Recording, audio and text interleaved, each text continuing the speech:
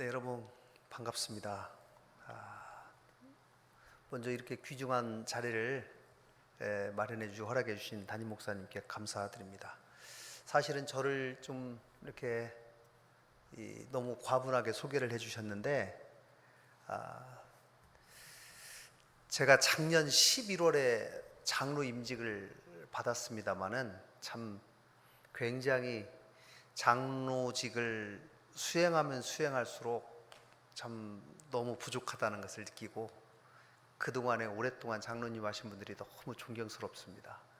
그런데 특히 제가 오늘 이 교회에 와서 잠깐이지만 이 느끼는 분위기가 있잖아요. 그런데 여러분들 정말 뜨겁게 찬양하시고 또 하나님께까지 열심히 이렇게 기도드리는 모습을 보면서 저보다 여러분들이 훨씬 신앙생활 열심히 하고 또 기도도 열심히 하시고 봉사도 열심히 하시고 이러는 것 같다는 생각이 드는데, 그럼에도 불구하고 부족한 제가 오늘 이 자리에 서가지고 여러분에게 무슨 말을 할 수 있을지 참 제가 걱정이 많이 됩니다.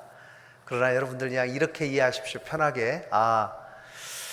김관영의 55년의 삶 속에서 하나님이 어떻게 이렇게 같이 했구나. 그리고 김관영 지사도 우리하고 별반 다른 사람이 아니구나.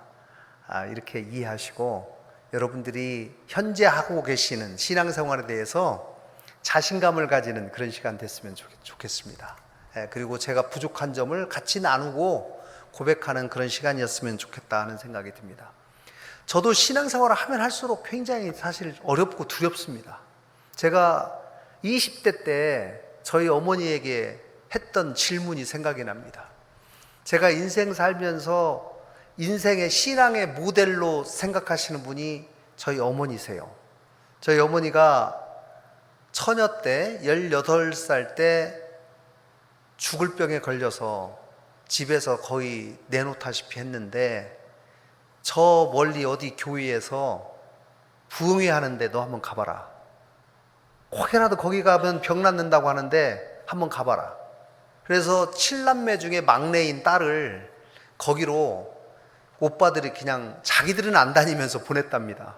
근데 그 교회에서 부흥회에서 어머니가 예수님을 만나고 병이 나아서 이제 새로운 삶을 살게 되신 거죠. 그래서 그때부터 처녀인 18세부터 돌아가시기 4달 전까지 새벽 기도를 빠지지 않고 새벽 기도를 다니셨던 분입니다. 그래서 어머니가 중간에 우여곡절도 많고 신앙의 굴곡도 있었지만 일관되게 신앙을 지키고, 또 저희 집은 아들만 6명입니다. 제가 5번입니다. 근데 저희 6명을 그래도 비교적 열심히 성실하게 사는 아들들로 이렇게 잘 키워주셔서 제가 항상 감사하고 그렇게 생각하는데, 제 어머니한테 20대 때 이런 질문을 했어요. 어머니, 그때 어머니는 50대였겠지요. 어머니, 근데 이게 교회를 다녀도 의심이 좀 들고 과연 예수님이 계실까 이런 생각이 가끔씩 드는데 어머니 나이 되면 이제 그런 생각은 안 들어요? 그랬더니, 야, 신앙은 끊임없이 도전이 있는 거란다. 그런데 그럴수록 열심히 기도하고 성경 읽고 찬양하고 하면서 이겨내는 것이고, 끊임없이 의심도, 나도 이 나이 때도 의심이 생긴다 가끔. 그러나 그런 의심이 들라치면 그런 의심을 빨리 떨쳐내기 위해서 찬송하고 기도한다. 그래요? 어머니가 50대 때 그렇게 저한테 말씀하셨던 제 기억이 납니다. 그래서 제가 한 20년 지나고서 또 물어봤어요. 어머니, 근데 옛날에 그런 말씀 하셨는데 요새도 그래요? 그랬더니, 야, 하나님, 내가 오랜 신앙생활을 해보니까 하나님은 나에게 감당할 만한 십자가만을 주시더라. 힘들고 어려울 때. 그러나 그 십자가를 반드시 이겨내야 된다는 생각으로 내가 한평생을 살아왔는데, 때로는 과연 내가 이 십자가를 질 수 있을까라고 하는 걱정이 들 때도 있는데, 그렇게 진짜 걱정이 되면 예수님이 지고 가던 골고다에서 지고 가던 그 십자가의 그 고통, 그걸 한번 생각을 한번 해봐라. 그러면 그거보다는 쉴 거다. 그래서 그것을 생각하면서 이겨내 온 것 같다라고 말씀을 하셨습니다. 이제 2년 전에 돌아가셨어요.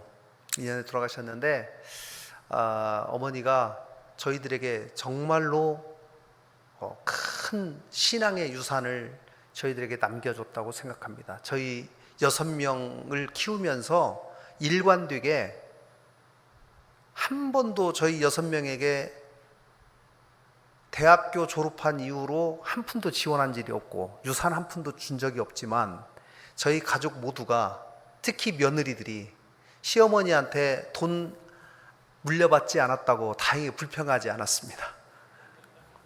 제가 다행히 얼마 전에 어머니 아버지 결혼 50주년을 맞이해서 저희 형제들이 모였습니다. 어떤 의미 있는 일을 할까 하다가 그동안 어머니 아버지한테 못한 얘기를 편지로 한 번씩 써보자. 그래서 그거를 어머니 아버지 금혼식 날 이거를 좀 전달을 하자, 이렇게 서로 의견을 모았어요. 그랬더니 그거 좋은 아이디어다. 그래서 저희 큰형님이 저한테 그거를 맡겼어요. 야, 네가 전부 아들 6명, 며느리 6명 편지를 네가 다 걷어가지고 하나로 모아가지고 나중에 어머니 드리는 일을 네가 맡아라. 그러니까 제가 유일하게 편지를 다 읽어봤습니다. 근데 아들 6명이 편지를 다 써서 이메일로 저한테 보내왔어요. 며느리 6명이 저한테 다 보내왔어요. 그래서 제가 며느리 6명한테 누가 시키지도 않았습니다. 그런데 며느리 6명이 똑같이 공통적인 말이 있어요. 어머니 아버지, 저에게 이렇게 신앙을 잘 가지고 있는 남편을 저한테 남편으로 허락해 주셔서 너무 감사합니다. 이런 집에 시집 오게 해줘서 너무 고맙습니다. 그렇게 6명이 다 썼어요. 여기에 우리 집사람이 와 있습니다. 근데 제가 그래서 그때 12명의 편지와, 그러니까 12명의 편지를 묶어보니까 꽤 돼요. 어떤 사람은 2장도 쓰고 어떤 사람은 5장도 쓰고 6장도 쓰고 이렇게 했는데 분량이 꽤 되길래 제 형님한테 보고 드렸죠. 형님 이거 다 걷었습니다. 그랬더니 몇 페이지냐? 한 60페이지 됩니다. 그랬더니 야, 그러면 조카들도 다 써보면 어떠냐? 그래서 조카가 14명이에요. 집집마다 2명씩 낳고 5번, 6번은 3명씩 낳았어요. 그래서 14명한테 또 전부 받았어요. 그랬더니 100페이지가 넘어요, 편지가. 그래서 그거를 어머니 아버지 금혼식 날 모르게 편집을 해가지고 저를 이렇게 책으로 다 만들었어요. 그래서 이름을 아름다운 동행 사랑의 노래다 이렇게 해가지고 하고, 여기다가 편지를 집집마다 집별로 1번, 2번, 3번, 5번, 6번 가정별로 이렇게 쭉 했습니다. 이렇게 쭉 써가지고 이거를 그날 드렸어요. 근데 이제 다 읽을 수는 없고 남자 중에 대표적으로 1명, 며느리 중에 1명, 조카 중에 2명, 이렇게 4명이 편지를 읽고 이거를 전달했던 기억이 납니다. 그런데 여기에 저희 6명을 대신해서 맨 앞에 저희 어머니 아버지의 양력을 소개하는 거를 저희 형님이 쓰셨는데 이렇게 쓰셨어요. 양력 소개. 두 분께서는 우리에게 신앙의 지표이시며 삶의 등대 역할을 하셨습니다. 첫째, 하나님 우선의 삶을 가르치셨습니다. 둘째, 교역자 섬김을 늘 우선으로 삼으셨습니다. 이거는 목사님한테 참 좋으신 얘기인데요. 제가 시골에서 저희 어머니가 채소 장사를 40년 했습니다. 이제 옛날 옥구군에서 아침 첫 차에 매일 채소를 팔아서 그 노점상 하시면서 저희 6을 가르쳤는데, 이제 채소에서 나오는 첫 열매, 항상 첫 번째 나오는 배추, 가지, 오이 이런 거를 전부 먼저 목사님한테 갖다 드리라고 하고 제가 그 심부름 많이 했습니다. 그다음 셋째는 효의 실천을 가르치셨습니다. 저희 어머니 아버지가 친아버지, 친어머니, 양할아버지, 양아버지, 양할머니 네 분을 모셨거든요. 집에서 모셔서. 그리고 삶의 성실과 근면 협동의 정신을 주셨습니다. 다섯째, 형제의 우애를 실천하셨습니다. 마지막 여섯째는 항상 긍정적인 감사의 생활을 하셨습니다. 이렇게 저희 형님이 쓰셨어요. 근데 뭐 이거는 저희가 평소에 아들들이 생각하는 것이라서 이제 이렇게 했습니다. 제가 이 말씀을 왜 드리냐면, 제가 이제 신앙의 바탕이 된 것이 저희 어머님의 모태 신앙이기도 하지만, 제가 이제 어렸을 때부터 어떤 분들은 그렇게 얘기합니다. 하나님을 영접하고 하나님을 알고 하나님의 자녀가 되면 우리에게는 구원을 받을 수 있고 천국에 갈 수 있는 권한을 줬다. 그러니까 어떤 분들은 그렇게 얘기해요. 야, 그러면 평소에 좀 그냥 예수님 믿지 않고 살다가 나중에 죽기 전에 그렇게 믿어서 천국 가면 되는데 뭐 어렸을 때부터 젊었을 때부터 교회 다니면서 그 힘들게 사냐, 이런 얘기하는 사람들이 간혹 있지요. 그러나 저는 이제 제가 그런 분들에게 이렇게 말씀드려요. 야, 젊을 때부터 다녔을 때 하나님께서 우리에게 주시는 그 엄청난 축복을 받지 못하고 사는 것이 너 얼마나 큰 불행인 줄 아냐. 그리고 그거를 경험을 해보면 그게 얼마나 소중하다는 것을 알게 될 거야. 그러니까 젊었을 때부터 교회 다니고 예수님을 아는 것이 삶의 족쇄다가 아니다. 이거는 축복을 받기 위한 도구시고 큰 은혜인데, 그거를 열심히 하면 너 나중에 훨씬 더 이 세상에 살면서 천국을 경험하게 될 거야. 이렇게 얘기를 하는데요. 여러분들 성경 한번 찾아보겠습니다. 성경에 여러분들 잘 아는 데살로니가전서 5장 16절부터 18절까지를 한번 읽어보겠습니다. 여러분들 잘 아시죠? 항상 기뻐하라, 쉬지 말고 기도하라, 범사에 감사하라. 이것이 그리스도 예수 안에서 너희를 향한 하나님의 뜻이니라. 여러분들 이 성경 구절을 많이 아시고 어디 가게에 가면 많이 걸려 있습니다. 항상 기뻐하라, 쉬지 말고 기도하라, 범사에 감사하라. 근데 제가 이 성경 구절이 저 삶에 큰 지침이 된 구절이라서 제가 여러분께 꼭 소개해드리고 싶었습니다. 제가 이 구절을 정말로 마음속으로 이렇게 느끼게 되는 것이 초등학교 다닐 때입니다. 여러분들 초등학교에 여기 선생님들도 계실 텐데요. 주일학교 다닐 때 성경 암송대회가 있습니다. 그래서 제가 초등학교 5학년 때 이 구절이 성경 암송대회 구절로 나왔어요. 이것을 비롯해서 몇 개가 더 있었는데 이제 이거를 열심히 외야죠. 그럼 외니까 항상 기뻐하라, 쉬지 말고 기도하라, 범사에 감사하라 막 외는데, 제가 초등학교 5학년 때 그런 생각이 좀 들었습니다. 참 힘들어 죽겠는데 겨울에는 새끼 꽈야 되고 가만히 짜야 되고 여름에는 논에 가서 일해야 되고, 이걸 할 때가 8월이었어요. 8월에 옛날 시골에서는 또 저희들 6명이서 조 짜가지고 논에 가서 새 쫓아요. 1시간씩 물 한 병씩 갖고 가가지고 새가 와가지고 한번 확 앉아가지고 먹고 가면은 벼 한 2가마니가 줄어든다, 소출이 줄어든다 해가지고 가서 보초 세워요. 물병 하나 들고 논에 나가면서 참 기뻐할 일이 별로 없는데 왜 이렇게 기뻐하라고 하냐, 그런 생각까지 제가 한 적이 있는데, 제가 이 성경 구절을 자꾸 외고 하니까 이제 진짜 기뻐하지 않은 순간에도, 감사하지 않은 순간에도 감사를 하라는 것이구나.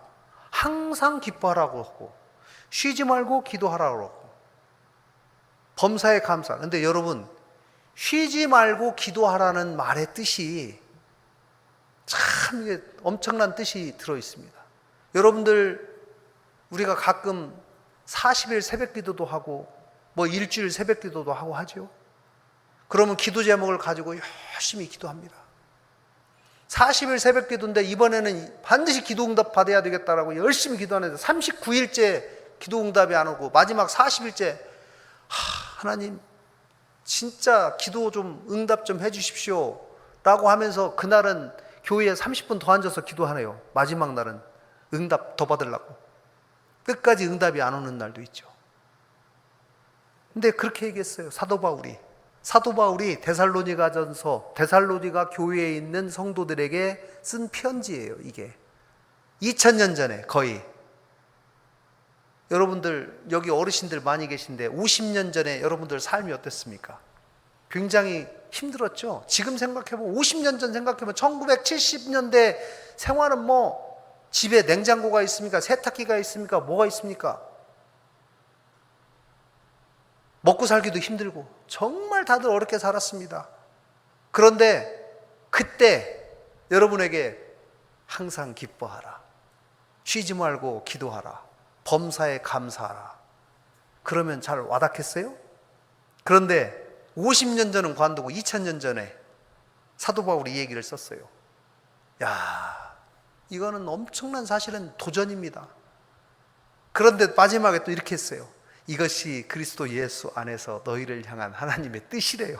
그러니까 야, 하나님은 믿으려면 적어도 이런 건 실천해 라는 명령인데, 쉬지 말고 기도하라는 얘기는요, 기도를 응답받건 받지 말건 안 되더라도 낙심하지 말고 끊임없이 기도하라는 얘기예요. 영어에 보니까 continually, 야, 낙심하지 말고 기도 응답 안 와도 너 끊임없이 하라는 것이, 쉬지 말고라는 얘기예요. 그 다음에 기도 응답 받았다고 하더라도 더 많은 것을 위해서 또 다른 기도 제목을 가지고 또 기도하라는 얘기예요. 이게 제가 이거를 초등학교 5학년 때 성경 퀴즈 대회에서 이거를 열심히 해서 제가 1등 갔습니다. 그리고 연필을 한 다스 받았어요. 너무 기뻐가지고 제가 앞에다 써놨습니다. 항상 기뻐하라, 쉬지 말고 기도하라, 범사에 감사하라. 근데 저희 집은 아들 6명이서 쓰는 방이 하나 있었어요. 방 하나에서 6명이서 살았습니다. 그 다음 어머니 아버지 방 하나, 할아버지 할머니 방 이렇게 있었는데 6명이서 쓰니까 책상은 2개밖에 없어요. 그러니까 책상은 먼저 차지하는 사람이 임자예요. 그러나 저는 제가 책상 앞에다 누가 앉든 나이가 써놨어요. 항상 기뻐하라, 쉬지 말고 기도하라, 범사에 감사하라. 제가 이거를 앞에다 써놓고 사니까 힘들거나 기도응답이 안 오거나 뭐 할 때, 정말로 힘들거나 낙심될 때 이 구절을 보면서 용기를 얻게 되는 거예요. 아, 낙심하지 말고 기도하라. 그리고 항상 기뻐하자. 범사에 감사하자. 아까 목사님께서 제가 고시를 3개나 합격했다고 하니까 여러분들 아마 그 생각 들으셨을 거예요. 저 김관영이라는 사람은 머리가 상당히 좋아가지고 시험만 보면 합격을 하는 모양이구나. 그렇게 생각하셨죠? 그런데 제가 IQ가 얼마인 줄 아세요? 제가 IQ 최고치, 제가 경신한 최고치가 113입니다. 113보다 밑에 드는 사람 한번 손 들어보세요. 몇 분 안 계실 거예요. 여러분들 자신감 가져도 됩니다. 제가 시험을 몇 번 떨어진 줄 아세요? 어떤 분들은 한 번도 안 떨어진 줄 알아요. 고시는 1년에 시험이 한 번밖에 없어요. 한 번 떨어지면 1년을 준비해야 돼요. 또 어느 해는 시험 봤더니 2문제 차로 떨어졌어요. 그래서 1년 뒤에는 무난히 합격할 것이다. 1년을 또 했는데 1년 뒤에는 한 문제 차로 또 떨어졌어요. 이렇게 몇 번 떨어졌냐? 6번 떨어졌어요. 6년 물 먹었어요. 그럴 때마다 굉장히 힘들고 자신감이 떨어지고, 그럴 때마다 제가 이 구절을 계속, 제가 고시 공부를 87년 가을부터 99년 가을까지 12년 했어요. 지독한 놈이죠? 6번 떨어지면서 12년 동안 제가 99년 마지막 공부 마칠 때까지 제 책상 앞에는 항상 이 성경 구절이 써 있었습니다. 항상 기뻐하라, 쉬지 말고 기도하라, 범사에 감사하라. 정말로 힘들 때 제가 하나님 저에게 용기를 주십시오.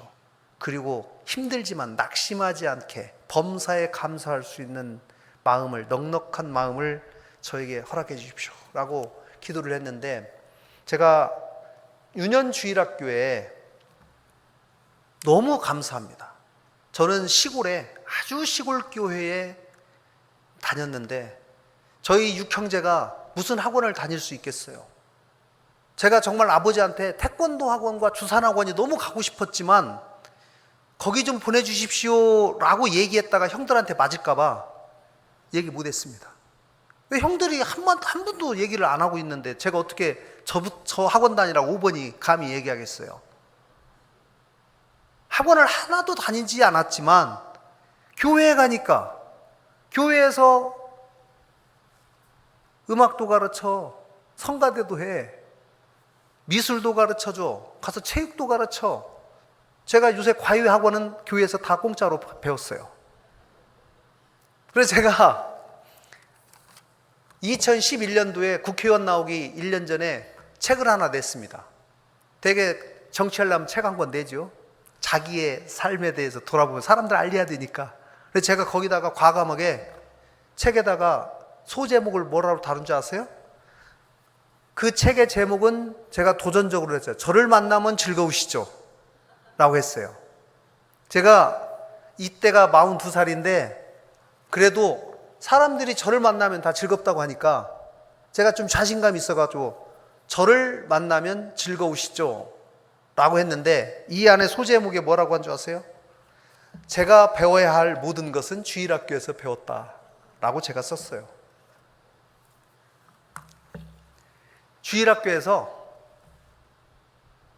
다른 곳에서 경험하지 못한 것들을 배우기 시작했습니다. 그래서 이제 제가 주일학교에서 배운 것은 너무 감사하고 제 인생에 가장 중요한 전환점이 하나, 제가 지금까지 살면서 가장 중요한 전환점이 뭐냐라고 생각해 봤을 때 제가 서울로 대학 간 것 같아요. 서울로 대학 가면서 인생이 많이 바뀌었어요. 하나님께서 기도에 응답하는 방식이 여러분마다 각자마다 전부 다 다르게 저는 응답하실 걸로 봅니다. 그러나 하나님께서 우리에게 여러 군데에서 말씀하셨어요. 열심히 기도하면 너 내가 응답하겠다 라는 말을 성경에 보면 너무 많이 나와요. 예레미야에서도 그런 말 있죠. 너는 내게 부르짖으라. 내가 너에게 응답하겠고 네가 알지 못하는 크고 비밀한 일을 너에게 주리라. 나 마태복음 보면은 구하라 그러면 주실 것이요, 찾으라 찾을 것이요, 문을 두드리라 열릴 것이다. 뭐 곳곳에 어마어마하게 많이 있어요. 그런데 기도의 응답이 내가 원하는 때 꼭 왔으면 좋겠는데 안 오는 때가 더 많아요. 그렇기 때문에 쉬지 말고 기도하라는 거라고 저는 생각합니다. 그런데요, 저에게 제가 하나님은 나의 기도를 어떻게 들어주셨을까? 라고 생각을 제가 곰곰이 생각을 해보니까 하나님은 정말 중요한 때 중요한 사람을 예비시켜서 저에게 붙여주시는 방식으로 계속 응답을 해주셨던 것 같아요. 제가 서울로 대학 간 것이 가장 중요한 터닝 포인트라고 말씀드렸는데 저희 아버지가 저희 아들 6명을 모아놓고 수차례 말씀을 하셨습니다. 야, 내 생각에는 아들은 그래도 남자는 대학교는 나와야지 사람 구실할 것 같은데 우리 집에 자식이 6명이나 있으니 나는 니네들을 사립대학교는 못 보낸다. 농사재 가지고는 못 보내니까 국립대학교만 나는 보낼 수 있다. 그러니 공부를 아주 잘해서 서울대학교를 가든가 아니면 전북대학교를 가든가, 전북대학교 갈 실력이 안 되면 나랑 농사 짓자. 이 얘기를 어렸을 때부터 6명을 모아놓고 하도 많이 하셔가지고 저희는 딱 대학교는 서울대학교하고 전북대학교밖에 없는 줄 알아요. 이제 근데 고등학교 이제 3학년이 돼서 공부를 열심히 하다 보면 서울대학교도 있는데 그 밑에 뭐 고대도 있고 연대도 있다는 걸 알게 되잖아요. 본인은 시험을 봤는데 서울대학교 갈 실력을 조금 보지라고 연대나 고대 갈 정도가 되면 얼마나 가고 싶겠어요. 그러나 아버지가 하도 한 얘기가 있으니까 전북대 가겠습니다. 전북대 가겠습니다. 그래서 1번 형 전북대, 2번 형은 밑에 동생들이 너무 많으니까 마음이 약해가지고 공고를 갔어요. 공고. 셋째 형 전북대 4대, 넷째 형 전북대. 제 5번. 저도 서울대 갈 점수가 안 나왔어요. 그래서 저도 전북대 라고 속으로 생각하고 있는데, 제가 87년에 대학교를 들어갔는데요, 86년 가을에 저희 1번 형님이 서울에 직장을 잡았어요. 전북대학교 경영학과를 나왔는데 서울에 취직을 했어요. 그리고 서울에서 직장을 다니다 보니까 형님이 자기가 서울에 대학을 그렇게 가고 싶었는데 못 갔는데 와보니 사람들이 부러웠겠죠. 제가 전북대학교를 가려고 맘먹고 있다는 얘기를 듣고 서울서 내려왔습니다. 큰형님이 아버지를 설득하기 시작했어요. 아버지, 우리 집에 이제 5번, 6번 둘 남았는데 그래도 서울로 대학은 한 명 보내야 하지 않겠습니까? 제가 서울에서 직장 다녀보니까 서울에 있는 사립대학교도 열심히 같이 힘 모으면 다닐 수 있겠습니다. 그리고 제가 데리고 있겠습니다, 집에서.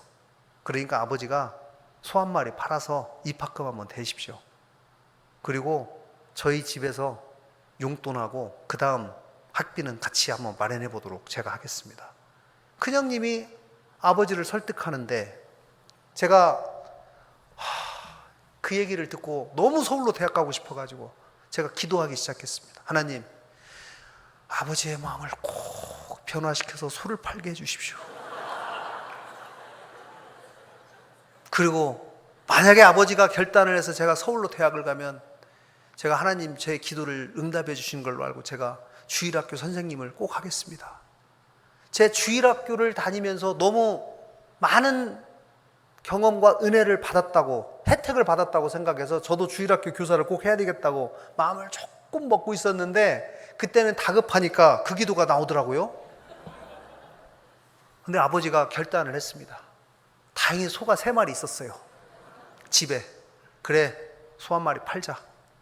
팔아서 저를 서울로 입학금을, 사립대학교, 그래서 제가 성균관대학교 경영학과에 입학을 하게 됐어요. 그래서 이제 저희 집에서 처음으로 서울로 대학을 가게 된 거예요. 서울로 대학을 간 사람의 가장 큰 차이는 뭐겠어요? 집에서 전북대학교를 다니는 사람하고 서울로 대학 간 사람의 가장 큰 차이는 농사를 안 져도 된다는 거예요. 주말에 뭐 논에 가서 밭에 가서 살아야죠. 왜냐하면 어머니가 매일 아침마다 채소 장사로 가시니까 집에 있는 사람은 가서 배추도 다듬어야 되고 깻잎도 10장씩 묶어야 되고 오이도 담아서 해야 되고, 그거 어떻게 안 할 수가 있어요? 매일 그거 하는 거죠. 그런데 제가 서울로 대학 가가지고 그 의무에서 처음으로 벗어났습니다. 그런데 제가 배은망덕하게도 87년 봄에 대한민국의 민주화 운동이 크게 일어났어요. 그래가지고 서울에 가가지고 공부는 관두고 데모를 참 열심히 했습니다. 그리고 60 항쟁이 있었어요, 그해. 그리고 6.29 선언을 듣고 그래도 6.29에 우리가 크게 성공했다라고 이제 내려왔어요. 6월 30일 날 시골에 대학교 3월에 가서 처음으로 6월 30일 날 내려왔더니 어머니가 그래요. 야, 서울은 어떻게냐? 서울은 다닐만 하냐? 학교는? 얘기하는데 제가 너무 사실 부끄럽습니다. 저희 집에서 처음으로 소까지 팔아가지고 서울까지 학교를 보냈는데 공부한 건 하나도 없고 전부 청계천 나가가지고 데모하고 화염병 던지고 그런 것만 생각나서 제가 많이 뉘우치고 올라가서 공부를 해야 되겠다. 마음을 먹고 7월에 올라왔는데 저희 형수님이 저를 불러요. 같은 집에 살죠. 3월 달부터. 3월 2일 날 저희 형수님이 저를 불러서 이렇게 얘기했습니다. 도련님, 이제 같이 집에 살게 됐으니까 같이 협력하면서 잘 삽시다. 그리고 한 달 용돈은 3만 원입니다. 그래서 저한테 3만 원을 줬어요. 3만 원이 그 집에서 학교까지, 성균관대학교가 해화동에 있는데, 서울 해화동에 있는데 한 번에 가는 버스비, 왕복 버스비하고 밥값하고 딱 3만 원이에요. 저희 형수님이 수학 선생님이에요. 아주 계산을 잘해요. 딱 3만 원을 주셨는데 제가 갔는데 바로 가는 차가 없어요. 아무리 찾아봐도 없어요. 그래서 어쩔 수 없이 한번 갈아타야 되니까 회수권이 2장만 들어가야 되는데 4장이 들어가게 됐어요. 그러니까 학교는 다녀야 되니까 먼저 회수권을 먼저 사가지고 한 달 거 먼저 샀죠. 그러니까 18,000원이 들어가고 12,000원밖에 안 남아요. 12,000원 가지고 그 당시에 한 끼가 700원인데 점심 저녁 2끼 먹으니까 1,400원이 들어가니까 한 달을 버티지를 못하겠어요. 예상에. 그래서 제가 형수님한테 저녁 때 보고를 드렸죠. 형수님, 3만 원을 주셨는데 이거 가지고 한 달 회수권 2장 들어갈 줄 알았더니 하루에 4장씩 들어갑니다. 18,000원 들어가고 오늘 하루 밥 먹었더니 1,400원 들어가네요. 제가 사실은 2만 원만 더 주십시오라고 하는 그런 뜻으로 얘기를 했는데 저희 형수님이 그래요. 도련님 미안합니다. 내가 계산을 잘못했습니다. 내일부터 도시락을 2개씩 싸줄게요. 그래가지고 제가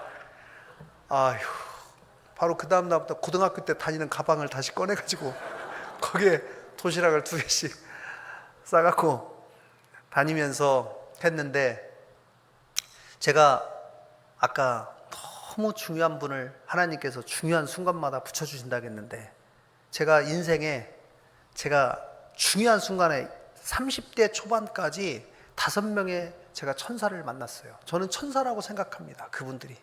첫 번째 천사는 어머니 아버지라고 저는 생각해요. 어머니 아버지가 정말로 성실한 모습, 또 신앙의 유산을 저에게 주셨기 때문에 너무 감사하고, 두 번째 천사는 저희 큰형님과 형수님. 제가 방 2칸짜리에 하나를 차지하고 들어갔어요. 그 집에서 6년을 살았어요. 제가 장가가 보니까 정말 이거 해서는 안 될 짓을 했더라고요. 제가 6년을 살았는데 제 밑에 동생 6번이, 또 저희 아버지는 제가 성균관대학교를 가니까 대한민국에서는 서울대, 전북대, 성균관대학교밖에 없는 줄 알아요. 또 그래서 6번 제 동생이 또 서울대학교를 시험 봤는데 떨어졌어요. 마지막 6번이니까 우리 형제들 6명이서 모여서 회의를 해가지고 아버지를 설득시켜, 아버지 막내 하나 남았는데 서울대학교 하나 보냅시다. 재수시킵시다. 그랬더니 아버지가 그래요. 야, 니네 형 5째 성균관대학교만 가도 잘 되더라. 거기 들어가라. 그래가지고 동생이 성균관대학교 왔는데 저 밑에 4년 밑에예요. 제 동생이 또 그 집으로 또 들어왔어요. 그 집에서 동생도 6년 다녔어요. 방 2칸짜리 중에 하나를 시동생들이 10년을 차지하고 살았어요. 참 지금 생각해보면 형님과 형수님의 봉사와 희생이 어떻게 대단하다는 것을 더더욱 알게 되죠. 저에게 너무 소중한 분을 결정적인 때에 또 저를 대학교로 데려갔고, 또 그 집에서 저를 6년간 교육을 시켰고, 또 형수님이 중학교 선생님이신데 87년 8월 달에 저를 불러요. 그러더니 도련님, 우리 학부형이 나한테 과외 선생님을 하나 알아봐 달라고 문의를 했는데 내가 좋은 선생님 한 분 있다고 하고 했으니까 도련님이 가보세요. 그래서 제가 그 집에 가서 면접 보고 그 집에 가서 과외를 시작했습니다. 제가 그 집에서 6년을 과외했어요. 한 집에서. 그래서 그 집에서 그야말로 벌어먹고 솔직히 학비 내고 대학교 4년, 대학원 2년, 6년을 다녔는데 그 어머니 아버지가 저한테 보내준 세 번째 천사예요. 너무 훌륭한 분을 보내주셨어요. 어떻게 훌륭하냐? 자기 자녀 아들 둘을 제가 가르쳤는데 명절 때가 되면 추석과 설이 되면 저희 시골의 어머니 아버지 시골에서 농사 짓느라 얼마나 고생이 많습니까? 꼭 이거 갖다 주세요. 소고기를 10근 끊어줘요. 그래서 제가 소고기 10근 들고 집에 와요. 그럼 그때 저희 집에서 직장 다니는 사람이 1번, 2번 형 둘인데 그 양반들도 소고기 10근씩은 못 끊어와요. 또 어느 날 저를 공부 끝나고 불러요. 선생님 뭐 공부 열심히 하는 거 있어요? 아, 예, 제가 회계사 공부를 좀 하고 있습니다. 그러면 회계사 공부하느라고 굉장히 시간이 없을 텐데 한 달은 우리 집 공부 가르치러 오지 말고 선생님이 공부하고 한 달 후에 와서 다시 가르치세요. 아, 이 얘기하는데 너무 감사하긴 한데 한 달간 안 하면 돈을 못 버는데 또 어떻게 생활을 하나. 아, 이 제안을 받아야 되냐 말아야 되냐 고민하고 있는데 월급은 드릴게요. 월급은 드릴 테니까 걱정하지 말고 한 달 동안 공부 열심히 하고 와서 다시 가르치세요.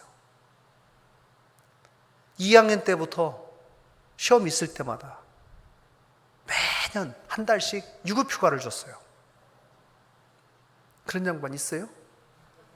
제가 지금도 1년에 2번씩 만납니다. 어머니, 아버지, 또 그 형제, 제가 가르친 둘째는 제가 주례를 냈어요. 아주 제가 젊은 나이에 제가 지금까지 역사상 주례를 딱 3명 했는데 그 둘째가 저한테 와서 형님이 주례 안 서면 저 장가 안 갑니다. 이 녀석이 그래갖고 제가 어쩔 수 없이 40대 초반에 주례 섰어요. 그렇게 지금까지 만나고 있어요. 한 2주 전에도 만났어요. 하나님께서 정말 중요한 때 그분이 잘 사냐? 그것도 아니에요. 옛날에 신문 배달하는 집이에요. 근데 교회를 열심히 다니시는 집이에요. 그런데 그렇게 숨겨놓고 저를 6년간 보살펴 주셨어요. 그래서 제가 제2의 또 어머니 아버지가 생각하죠. 큰 형님, 큰 형수님도 어머니 아버지를 생각하고. 그러다가 공인회계사 시험을 제가 봤는데요. 회계사 시험을 처음에 시험 봤는데요. 모의고사를 보는데 모의고사에서 제가 몇 점 맞은 줄 아세요? 100점 만점에 4점 맞았어요. 4점. 그래서 제가 너무 실망했습니다. 야, 회계사 시험은 정말 나에게 난공불락이구나. 그런데 4점 답안지 뒤에다가 교수님이 이렇게 써놨어요. 김관영 씨, 당신의 답안지를 보니까 그래도 희망이 보입니다. 더 열심히 하세요. 그러니까 4점 주려니까 너무 미안하니까 그 소리를 썼을 것 같은데 저는 또 그 소리에 피를 받아가지고 죽자살자 했는데 매달 모의고사를 봤어요. 그 다음 달 모의고사에서 몇 점 맞은 줄 아세요? 27점 맞았어요.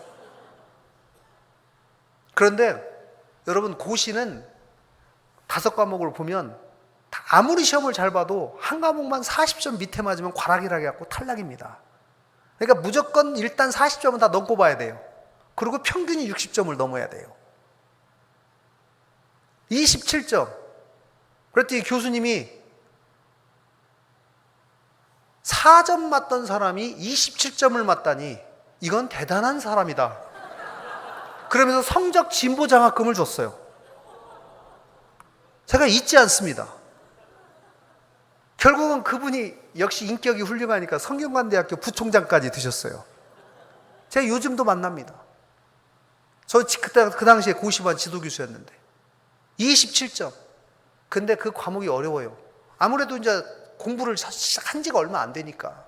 1학년이었으니까 당연히 점수가 안 나오죠. 2학년 때 마지막 시험장에 가기 전까지 제가 몇 점을 맞았냐? 가장 높은 점수 34점 맞았어요. 34점 맞고 시험장에 갔습니다. 시험장에 갔는데 시험이 너무 어렵게 나왔어요. 사람들이 막 욕하면서 나가요. 40점 못 넘길 것 같으니까 아예 지뢰 포기하고 몇 명이 나가. 그래서 제가 속으로 몇 명만 더 나가라. 한번 버텨보자. 끝까지 버텼어요. 한 과목당 2시간씩 시험 보는데 5과목을 시험 보는데 이틀간 막 2시간 동안 열심히 썼습니다. 답안지 막 뺏어가려고 하는 데까지 막 썼어요. 나중에 발표가 났는데 2학년 때 합격을 했어요. 제가 학교를 굉장히 빨리 들어갔어요. 7살 11월에 들어갔어요. 그래서 그 당시 합격할 때 18년 10개월 했어요. 대한민국 최연소 합격을 했어요. 지금도 기록이 안 깨지고 있어요. 그런데 그 과목 점수가 나왔습니다. 몇 점이냐? 40.00. 그 옆에 저랑 옆자리에서 공부하신 분 39.95 탈락. 그 양반은 2년 후에 합격했어요. 저보다.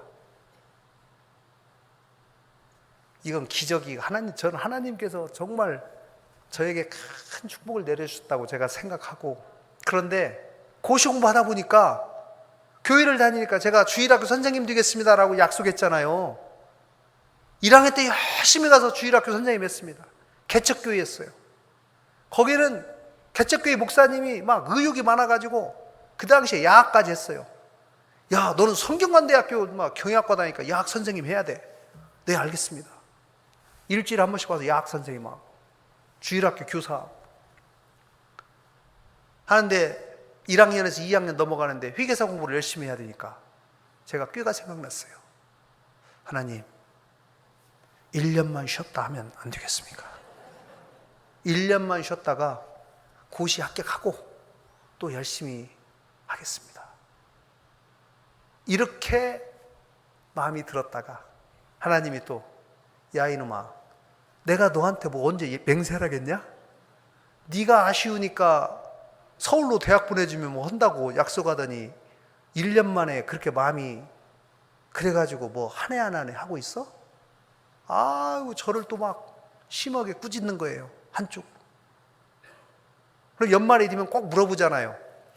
지도 목사님이 내년에 교사 할 거지? 예, 그냥 하겠습니다.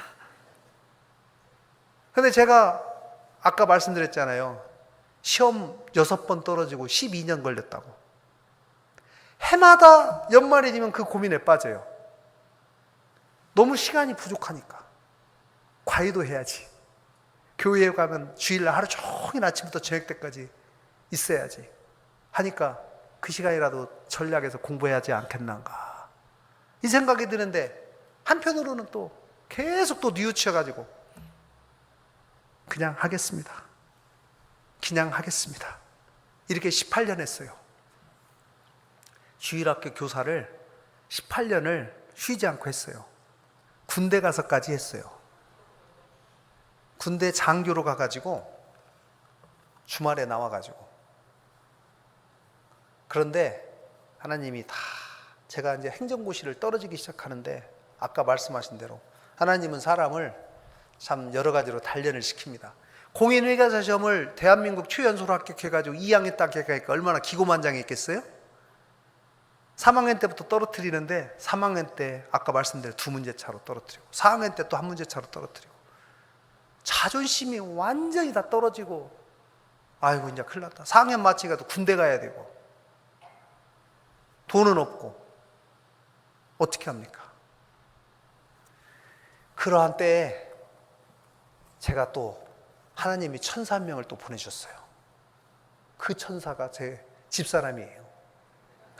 제가 학교를 가다가 제 대학교 2년 후배인데 학교 교정을 이렇게 걸어가다가 이렇게 봤는데 괜찮은 여자예요. 근데 저랑 선배랑 같이 걸어가는데 선배가 아는 체를 하더라고요. 그래서 형님 사귀어요 안 사귀어요?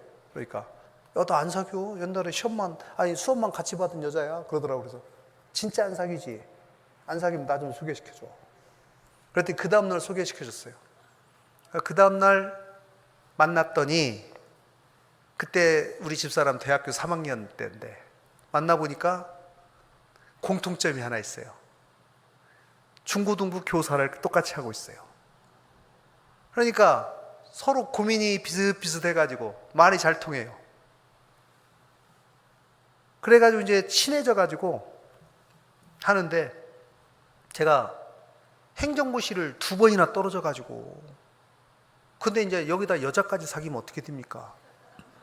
제가 너무 부담이 돼가지고 그 전에 여자하고 좀 사귀다가 떨어졌거든. 그래서 제가 여자는 나한테 쥐약이구나. 내가 절대 시험 합격할 때까지 여자 안 만나야지 하고 있는데 또 집사람을 만난 거야. 그래서 제가 집사람한테 솔직히 그랬어요. 약속을 하나 해줘라. 1년 동안 일주일에 한 번씩만 1시간씩만 만나자. 그거를 약속해주면 내가 만나고 그렇지 않으면 나는 못 만난다 했더니 저희 집사람이 그렇게 해보재요. 그래서 정말로 1년 동안 일주일에 1시간씩만 만났어요. 그러니까 그리움이 더하니까 편지를 쓰기 시작해가지고 일주일에 한 번씩 만날 때마다 노트에다 편지 써가지고 서로 교환해요. 노트가 몇 권 돼요. 그러니까 서로 애절하죠. 그런데 저희 집사람이 마지막에 제가 이 여자는 절대 놓치면 안 되겠다 라고 한 사건은 행정고시는 2차 시험을 나흘간 봅니다. 나흘 동안 보는데 마지막 끝나는 날부터 역산해가지고 40일을 자기가 저를 위해서 새벽 기도를 하겠대요. 그래서 제가 집사람한테 그랬습니다. 너같이 아침잠이 많은 애가 40일 새벽 기도를 하면 내가 손에 장을 지진다. 근데 정말 40일 안 쉬고 새벽 기도를 하더라고요. 그래서 이거는 정말 남자친구를 위하는 마음이 대단하구나. 내가 이 여자를 놓치면 안 되겠구나. 그리고 나서 합격했어요. 그래서 이 여자하고 나하고는 맞는구나 또 그 생각이 들 거 아니겠어요? 계속 떨어지다가 그렇게 해야 되니까. 그래서 제가 이제 재경부를 들어갔습니다. 행정고시 합격하고 재경부 다니다가 군대를 갔어요. 군대를 가야 되는데 원래는 군대 갔다 와서 결혼하려고 하다가 만약에 군대 가면 혹여라도 이 여자가 다른 하면 안 될 것 같아서 제가 군대 가기 40일 전에 결혼을 하자고 그랬어요. 갑자기 제가 결혼하자. 어떻게 집사람이 깜짝 놀래가지고 아니 군대 갔다 와서 결혼하자며. 아니야 그냥 하자. 집은 내가 구할 테니까 걱정하지 말고 여기다 살림 채워.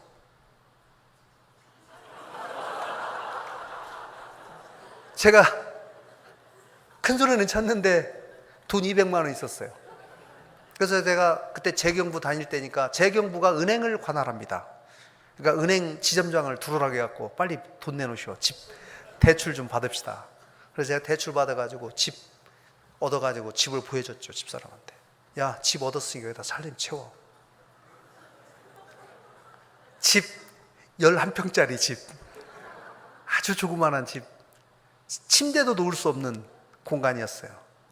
이제 거기서 쉬운 살림을 했는데 군대 가기 전날 집사람한테 제가 여보 정말 고시 공부할 때부터 이렇게 나를 뒷바라지 잘해서 너무 고맙네. 근데 이제 군대 가야 되니까 내가 꼭 줄 것이 있네. 통장을 하나 내놨어요. 그랬더니 집사람이 이거 무슨 통장이냐고. 적금 통장이냐고. 기대하고 그래서 미안하네. 사실 이거 집이 다 이게 빚이네. 은행 연체하지 말고 내 군대 가 있는 동안 꼭 연체하지 말고 이자 잘 내줘. 대출 통장 주고. 그 다음에 통장 하나 또 줬어요. 그랬더니 이건 또 뭐냐고. 그래서 미안하네, 이건 학자금 대출 통장이네. 제가 학자금 대출을 4번 받았어요, 대학교 다니면서. 그래서 이제 그거를 주고 연체하지 말라고. 그래서 다행히 집사람이 그때 교사를 하고 있어가지고 연체를 안 하고 잘 갚는 통에 지금까지 제가 경제적 삶을 잘 영위하고 있습니다. 제가 그러다가 이제 군대를 갔어요. 군대 가서 저기 설악산에서 근무하게 됐어요. 설악산. 그래서 주말마다 설악산에서 상봉터미널까지 5시간씩 직행버스 타고 왔습니다. 장가 갔으니까 집사람 봐야 되니까, 또 교회 가야 되니까 왔어요. 교회에서 목사님이 95년, 제가 잊지 않습니다, 95년 9월에 목사님이 설교를 했어요. 무슨 설교를 했냐? 제가 성경을 하나 여러분에게 소개해 드리겠습니다. 역대상 4장 10절을 보겠습니다. 역대상.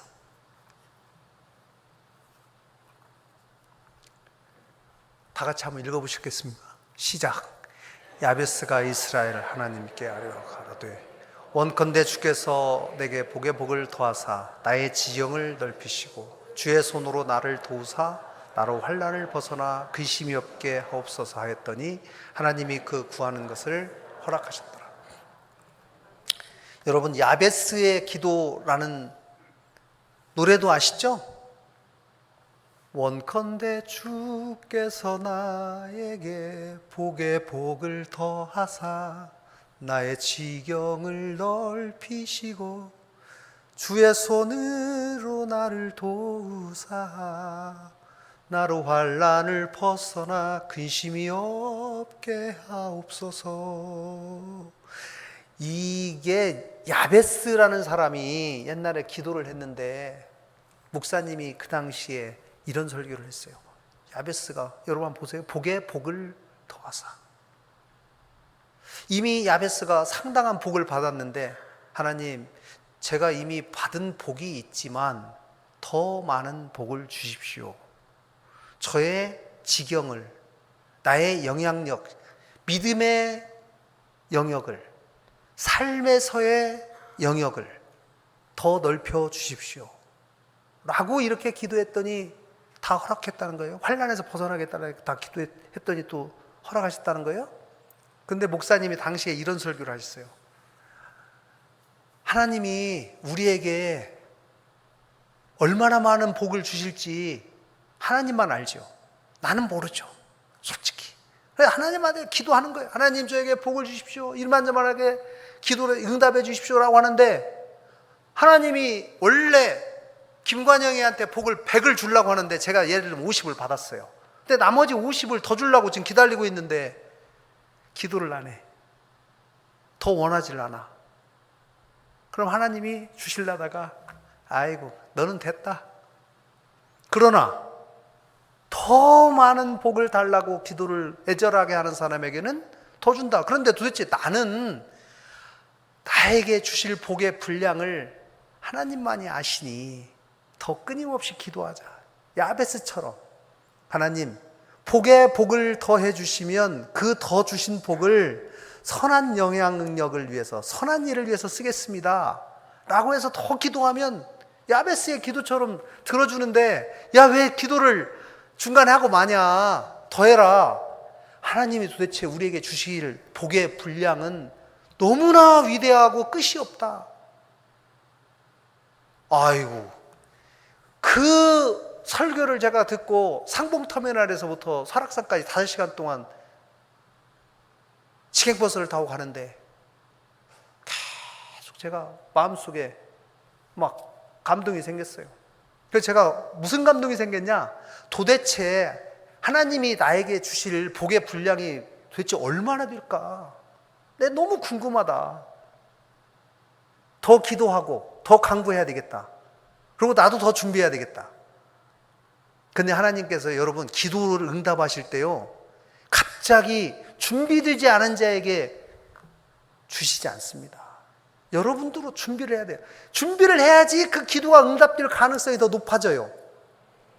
그러니까 여러분들이 여러분 스스로도 열심히 노력하시고 기도도 하시고 두 개가 같이 결합이 돼야 되는데, 제가 그 당시에 그 설교를 듣고 나서 설악산 가면서 군대 생활 3년 남았는데, 장교로 가서 3년 있다가 재경부 복직해야 되는데, 재경부 복직하면 뭐 재경부 와서 다시 관리 생활하면 좋은 직장이죠. 대한민국 최고 엘리트들 가는 집단이니까. 그런데 3년을 어떻게 내가 의미 있게 보낼까에 대한 고민이 생겼어요. 그래서 제가 3년 동안 사법시험을 공부해봐야 되겠다 라고 제가 생각한 거예요. 시간이 어디 있습니까? 군대는 8시에 출근해서 5시에 퇴근합니다. 퇴근하고 집에 들어오면 6시, 6시부터 저녁 새벽 1시까지 하루에 7시간씩 내가 공부해야 되겠다. 3년간. 되면 좋고 안 되더라도 다 공부가 쌓이니까 해보자. 라서 이제 공부를 시작했어요. 설악산에 선선한 공기를 마시면서 오랜만에 공부하니까 또 재밌어요. 그런데 딱 시험을 보니까 합격했겠어요? 당연히 떨어지죠. 그러나 저는 실패를 두려워하지 말자라는 것이 제 신념이에요. 실패는 누구나 할 수 있다. 그러나 거기서 교훈만 찾자. 왜 떨어졌는지 분석해서 바꾸자. 1년을 또 했어요. 또 떨어졌어요. 2년 연속 떨어지고 이제 군대 1년 남았습니다. 고민이 생겼어요. 1년간 좀 쉬다가 복직할지 아니면 더 할지. 근데 사법시험이라는 게 1년 만에 될 수는 없어요. 최소한 2년 걸리거든요. 그럼 나머지 1년에 합격하더라도 나머지 1년 더 해야 되는데 어떻게 할까? 고민하다가 그래도 해보자. 제대하던 해에 1차 시험 합격하고 재경부 복직했습니다. 그런데 하나님께서 그때 또 저에게 천사를 하나 보내주셨는데, 누구를 보내줬냐? 제 밑에 동생, 넷째, 다섯째, 제 밑에 여섯째 동생이 저 따라서 성균관대학교 왔다고 그랬잖아요. 그 친구가 사법시험을 공부하고 있었는데 우연히도 저하고 같은 해에 1차 시험이 됐어요. 그래서 이 친구는 학교를 다니면서 2차 공부하고 저는 재경부를 다니면서 2차 공부해야 되는데 저는 시간이 없죠. 동생이 일주일 동안 스터디 그룹에서 공부한 거를 다 카피해가지고 금요일날 저녁 때마다 저하고 도킹해갖고 저를 줬어요. 1년 동안. 저는 그거 서브노트 가지고 토요일날 일요일날 공부했죠. 그래도 사법시험에 대한 권위가 있지 어떻게 그렇게 짧게 공부하고 합격할 수 있겠어? 라는 생각이 들었지만, 그러나 끝까지 최선을 다해보자 라고 했는데 정말 운 좋게 쓸려 들어갔어요. 동생하고 같이 합격했어요. 연수원 동기가 됐어요. 동생하고. 그래서 제가 열심히 하는 사람에게, 제가 동생하고 1차 시험 뒤는 시기가 달랐더라면 그런 혜택을 받을 수도 없었겠죠. 그런데 어떻게 또 그렇게 우연히도, 저는 하나님께서 저에게 그래도 너가 쉬지 않고 너 주일학교 교사 약속 안 어기고 계속 하니까 내가 너 좀 지켜주는 거야 라고 제가 그렇게 위로를 많이 받았습니다. 주일학교 선생님 하면서 18년 하니까 15년부터 주일학교 부장을 하게 되니까, 부장하면 최고 미운 사람이 주일학교 선생님 빵꾸 내는 선생님이에요. 이 선생님이 왜 안 오지? 자꾸 쳐다보게 되잖아. 뒤를 쳐다보잖아. 왔나 안 왔나. 안 오면 제가 땜빵 해야 되니까. 그런데 여러분, 정말 주일학교 선생님이라는 직업이 얼마나 소중한 일인지 여러분 잘 아실 거예요. 제가 이제 아까 신앙의 유산을 말씀드렸는데, 변호사 하면서 초상 치르고 이틀 뒤에 변호사 찾아와가지고 형제간에 쌈 나는 집이 꽤 있어요. 생각보다. 신문은 안 나는데 변호사는 알지요. 달려오니까. 재산이 5천억 1조 됩니다. 작게는 1,000억. 이게 돈이 말이죠. 축복이 아니라 재앙이에요. 형제가 한 달에 그냥 완전 죽자 살자 싸워요. 저 사람 건 반드시 뺏어와야 됩니다. 그래서 제가 아까 말씀드렸잖아요. 신앙의 유산이 가장 중요하다라는 말씀을 여러분 꼭 드리고 싶은데, 저희 어머니가 돌아가시기 6개월 전에 저희 아들 6명을 집합시켰습니다. 이제 어르신들은 본인이 조금 내가 얼마나 살 건가 이렇게 좀 감을 잡으시나 봐요. 야, 내가 얘네들한테 좀 유언을 해야겠다. 남아있는 땅을 내가 분배를 할 테니까 내 말을 좀 잘 들어라. 예. 내가 시집 올 때 논이 3필지 있었는데 니네 6명 다 키우고 논이 4필지가 됐다. 하나님이 나한테 건강 줘서 이렇게 잘 평생을 살게 하셨으니까 하나님이 축복 주신 대가로 내가 한 필지는 교회에다 바쳐야겠다. 아십시오. 지금까지 어머니 아버지한테 한 푼도 다 받아본 적이 없어요. 결혼할 때 어머니가 큰형님한테 300만 원을 주시면서 야, 집 얻는데 보태 써라. 대신에 동생들 학교 다니니까 3년 내에 갚아라. 둘째도 마찬가지. 제가 5번이 됐는데 결혼할 때 어머니가 저한테 와서 그래요. 야, 내가 형편이 조금 좋아져서 내가 너한테는 500만 원은 어떻게 줄 수도 있는데 니네 형들 눈치 봐서 내가 못 주겠다. 네, 어머니, 저는 다 제가 알아서 장만했습니다. 그런데 돌아가시기 전에 4필지 중에 한 필지는 한 필지가 한 1억 정도 돼요. 1200평짜리 한 필지인데 나머지 3필지를 큰아들이 그동안 동생들 건사하느라고 고생했으니까 한 필지 줄게. 큰아들이 한 필지 갖고 나머지 2필지 가지고 5명이서 나눠 가져라. 이렇게 말씀하셨어요. 알겠습니다 하고 나왔죠. 나와가지고 저희 큰형님이 저희를 불러요. 야, 니네 잠깐만 이리 와봐라. 야, 내가 이거 한 필지 받아가지고 뭐 하겠냐, 어디다 쓰겠냐 이거를.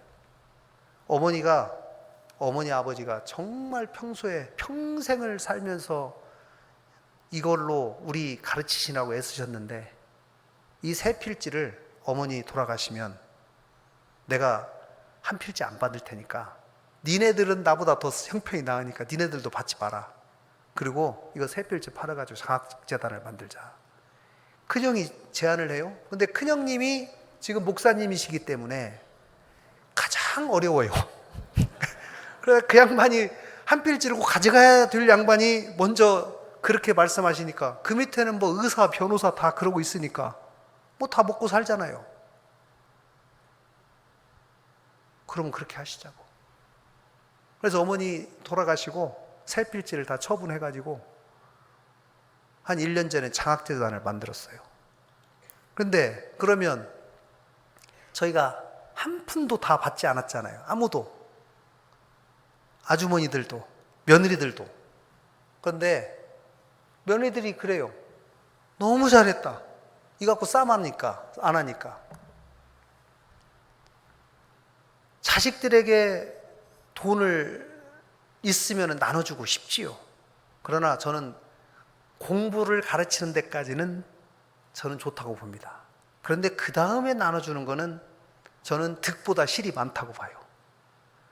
제가 어머니 아버지한테 배운 게 있어요. 그래서 제가 저는 또 아들만 3명이에요. 참 운이 없어요. 그래서 제가 우리 아들들 3명 앉혀놓고 옛날 아버지한테 배운 게 있어가지고 저도 3명 앉혀놓고 여러 번 다짐을 시켰어요. 야, 고등학교 3학년 때까지는 내가 니네들한테 돈 주는 거 내가 기록 안 하겠다.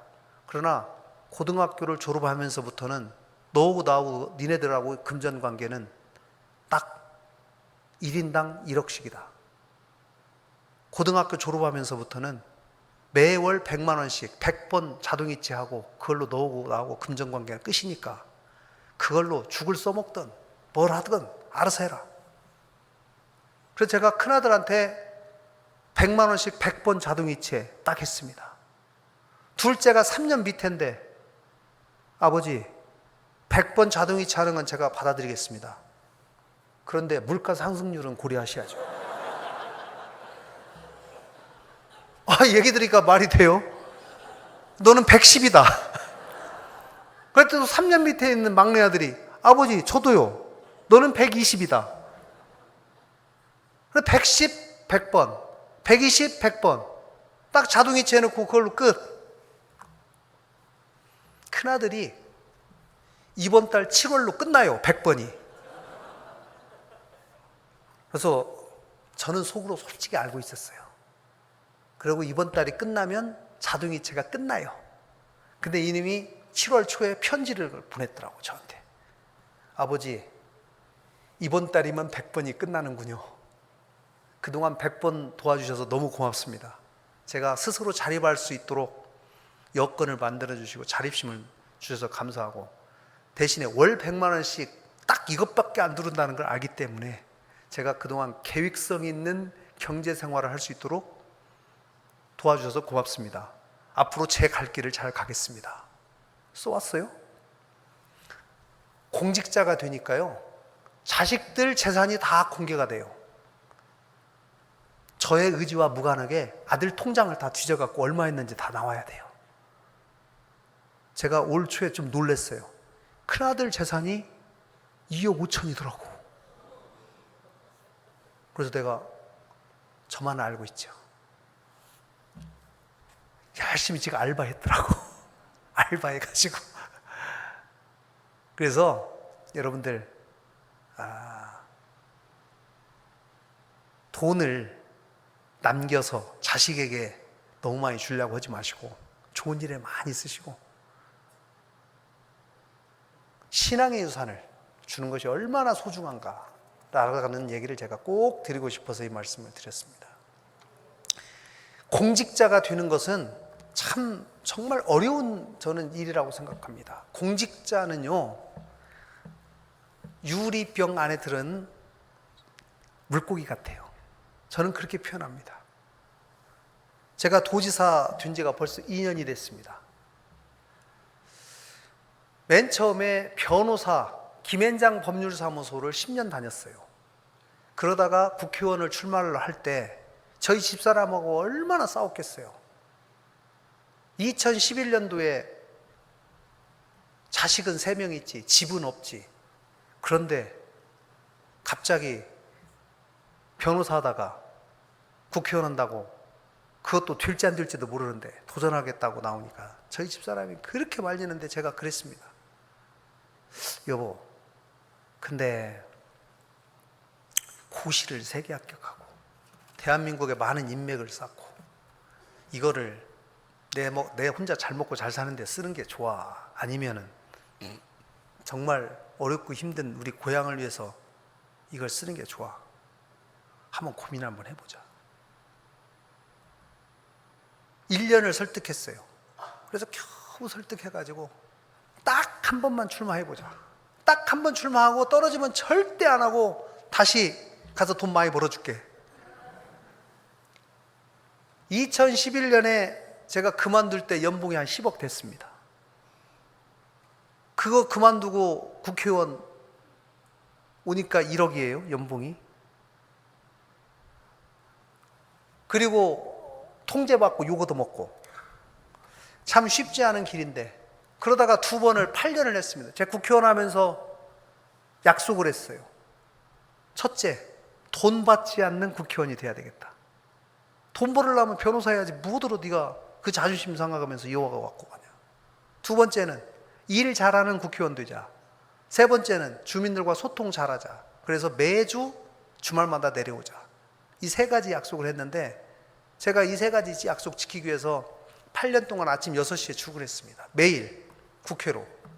주말마다 내려왔어요.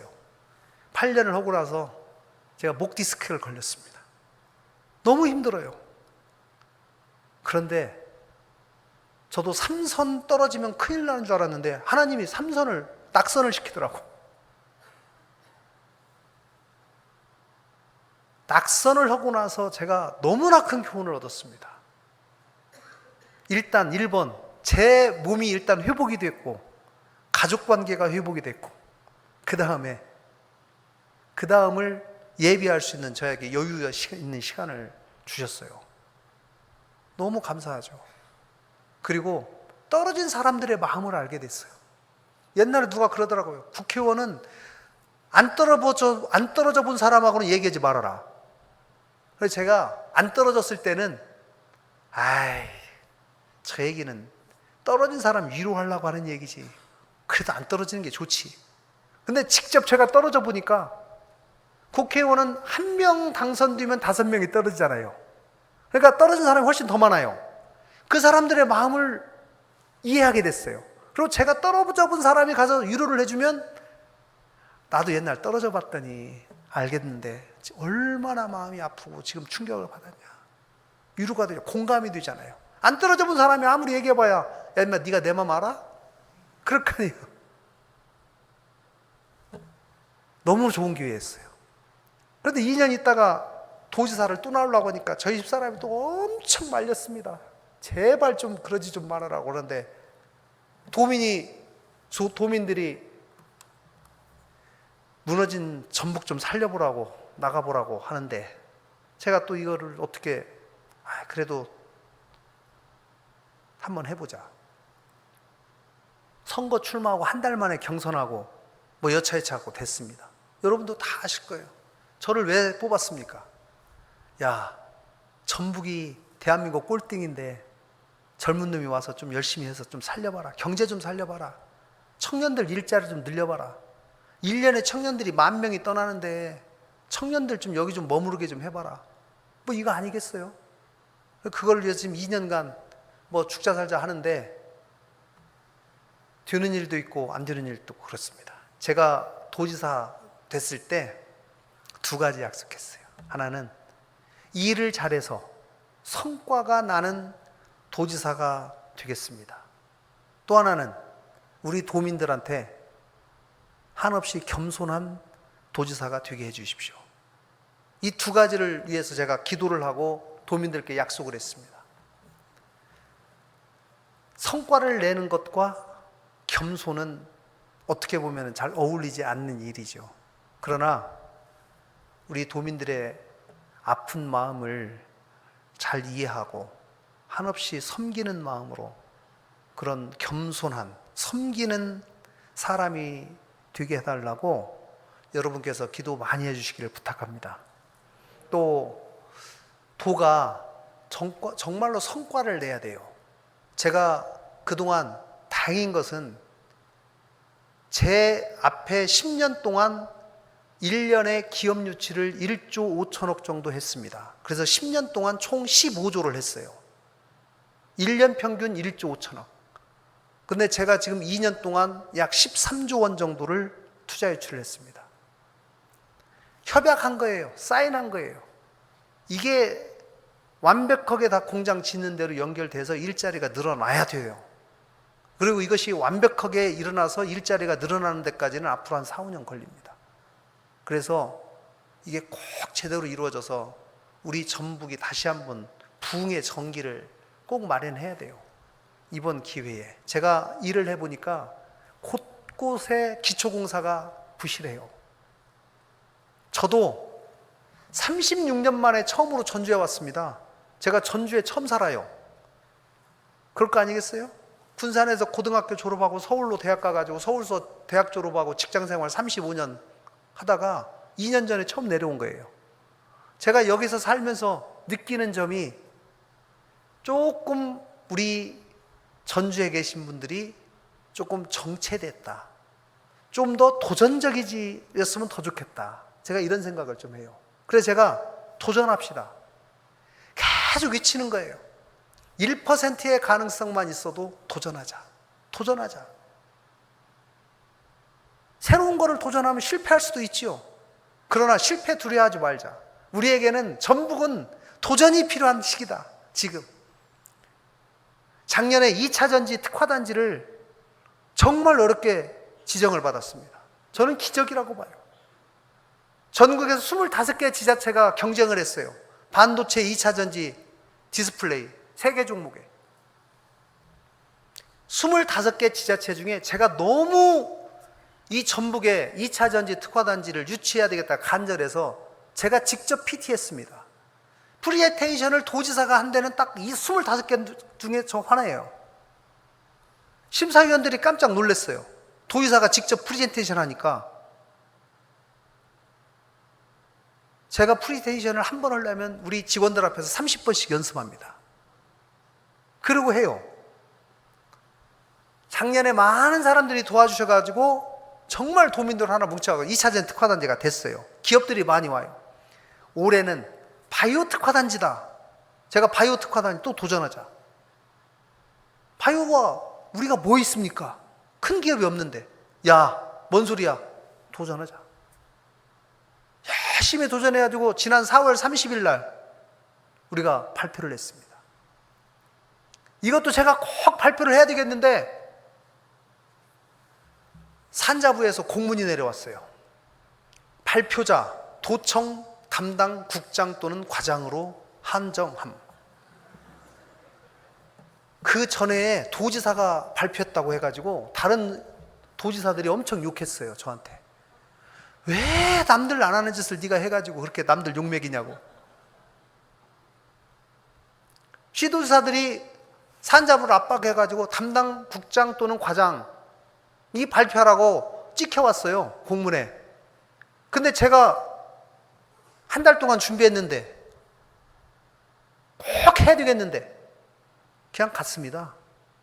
그냥 가가지고 제가 먼저 나와서 인사했죠. 심사위원 도지사입니다. 잘 부탁드립니다. 네, 발표하실 분 나오시죠.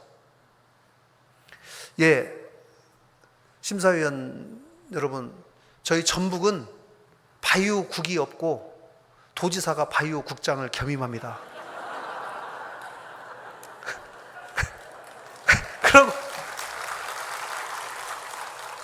그래서 제가 발표했어요. 지난주에 발표 났죠?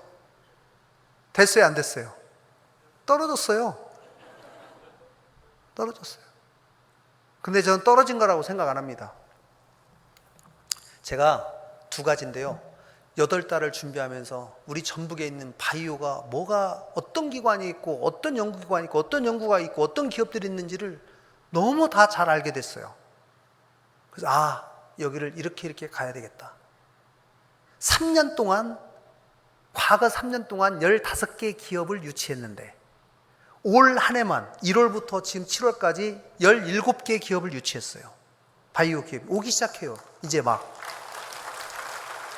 그런데 이번에 산자부는 두 분야로 나눠서 뽑았어요. 바이오 의약품 분야가 있고 재생치료제 분야가 있는데 우리는 재생치료제로 지원을 했어요. 바이오 의약품에 5개 지원, 재생치료제가 6개 지원. 경쟁이 치열해서 원래는 하나하나 한다고 하다가 2개 한다고 소문이 들더니 바이오 의약품은 5개를 다 해주고 재생치료제는 하나도 안 했어요.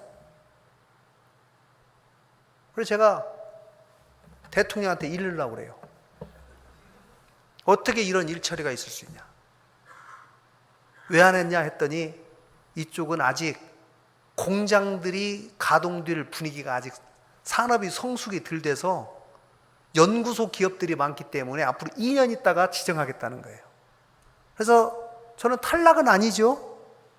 2년 있다가 지정받을 겁니다. 제가 반드시. 여러분들 기도를 많이 하시고 전북이 제가 미래의 산업은 2차 전지 바이오 방산이라고 제가 세계로 얘기하고 다녀요. 전북이 무슨 방산이냐? 있어요. 제 비책이 있어요. 남들 안 하는 방산이 있습니다. 그래서 저희가 도전하는 마음으로 열심히 우리가 곳곳에서 성공 스토리를 쌓아야 돼요. 우리 젊은이들 벤처 창업 많이 하는데요. 많이 하십시오. 제가 젊은이들 창업하는 걸 도우려고 거기다가 넣는 돈을 펀드라고 하는데요. 펀드 자금이 과거 20년 동안 2천억을 우리가 전라북도가 그동안 2천억 만들어 놨는데 제가 매년 2천억씩을 4년간 만들어서 8천억을 만들어 가지고 1조를 지금 4년 뒤에 만들겠다고 해가지고 이미 7천억을 만들었어요. 그러니까 작년에 전국 전체가 창업이 시들어졌어요. 전국 전체의 6%가 창업 기업이 감소했어요. 전국의 모든 지자체가 다 감소했어요. 전북만 5%가 늘었어요. 유일하게. 우리 젊은 사람들이 희망을 가지고 도전 정신을 가지고 열심히 해야 됩니다. 그래서 우리 순복음 참사랑교회에서도 유니콘 기업 창업하시는 분들이 좀 많이 나왔으면 좋겠습니다.